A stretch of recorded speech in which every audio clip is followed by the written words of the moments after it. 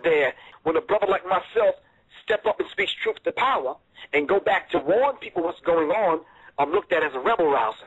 I'm looked at as being crazy.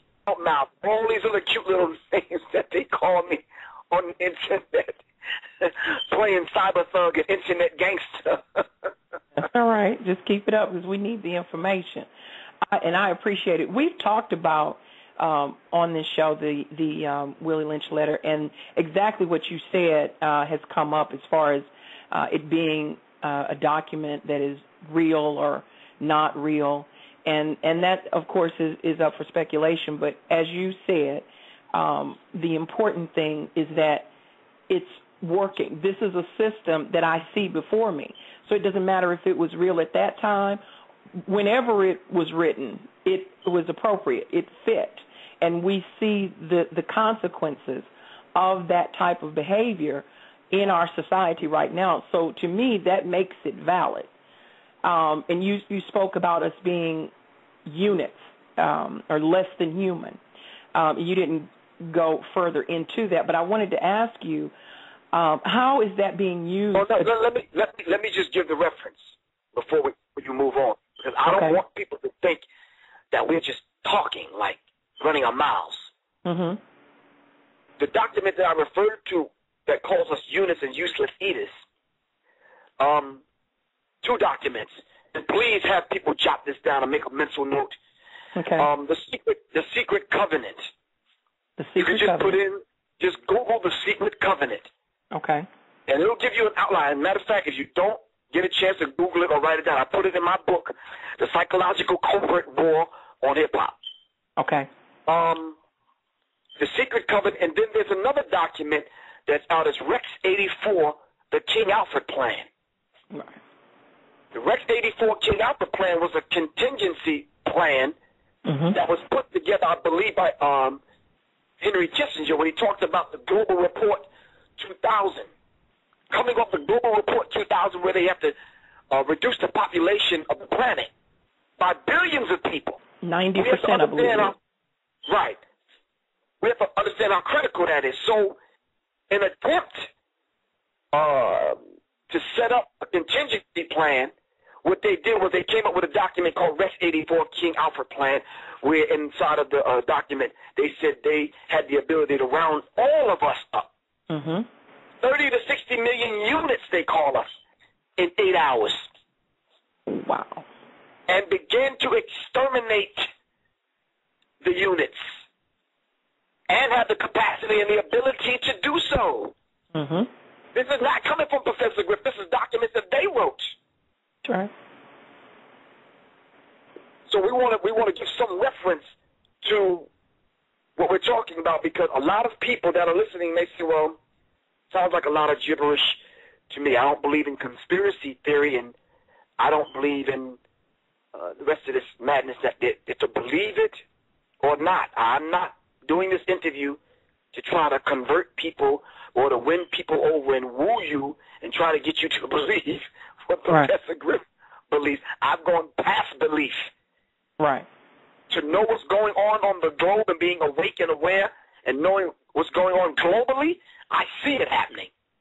I see it happening. Right. So before you pose your next question, I want people to just kind of take a deep breath and understand where we're coming from. This is a place of love.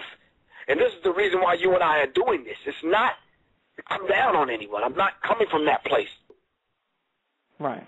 We were all asleep in the house. And Professor Griff smelled smoke, and I was the first one to wake up. Would you care how I woke you up if the house was on fire? Absolutely not. Thank you. Precisely my point. Let's move on. Rouse from my sleep, please. Okay.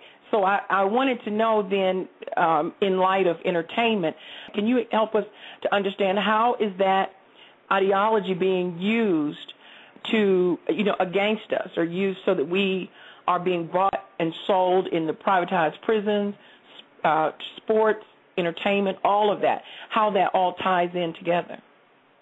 I was very shocked and amazed and surprised. I was doing a report with my daughter, and we were trying to figure out some positive role models for my daughter in the entertainment industry, in rap, in hip-hop. And as we went through hip-hop and R&B, we started to notice the entertainers that were entertaining our young girls were either of the homosexual lesbian persuasion or just outright on the other side of the fence, or in interracial marriages or dysfunctional situations, or all of these particular dynamics. Some that I've mentioned, a lot of people say, well, what's wrong with that? That's on you. We'll talk about that a little bit later on in the program. Okay. I am saying, for me to raise a healthy young black girl into womanhood, we were seeking positive black female role models in the entertainment industry, and we came up with a dead end.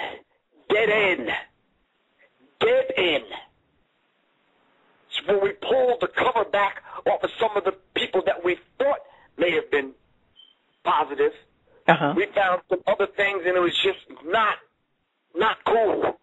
I would want to point to some women and say these aspects of certain women and what they're bringing to the table. Of course, we applaud. I don't have a problem with that. But what appears to be successful in the music industry is actually compromise for a price. Right. And we have to understand that particular dynamic. Now, Griff, you're babbling. What do you mean, Griff? When you pull the cover back off of BET, and you say, well, BET, why are you saying that? Because, late nights and other times when you watch BET, they're degrading women. They talking about spinning limbs and sagging their pants, sagging, which is niggas spelled backwards, and all this other kind of stuff. But when you pull the cover back and you go into the back room, guess who's green lighting these particular projects? Women. Oh, yeah. Wow. Now, should we mention names? We can if we want to, but we're going to refrain from that for a minute.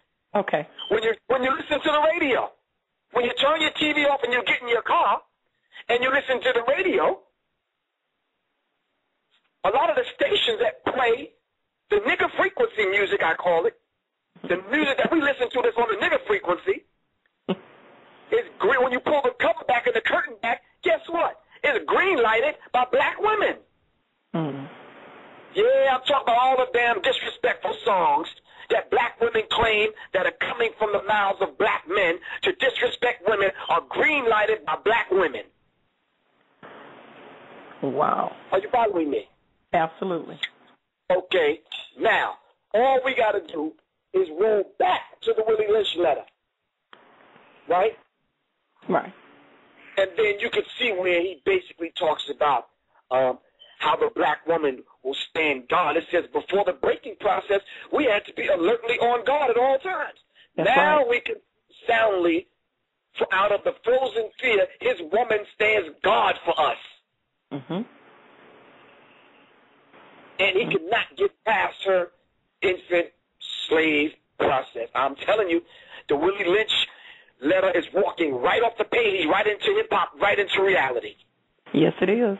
I actually was having a conversation this very day when a young lady made the comment that black men act as though they find black women distasteful, as though they see them as the white man. And I immediately went back to Willie Lynch, and I'm thinking exactly, because that was our purpose in this whole ordeal. To become that, and now black women are thinking that they are better than our black men, when in every society, so goes the man, so goes the woman. There is no difference. I've heard that recently. I was sitting across the table from this gentleman, and he whispered in my ear, because there were people around. He says, you know something? The two people that are oppressing black men now is the white man and the black woman. I wanted to kick him in his shin under the table, because that just doesn't sit right with me at all.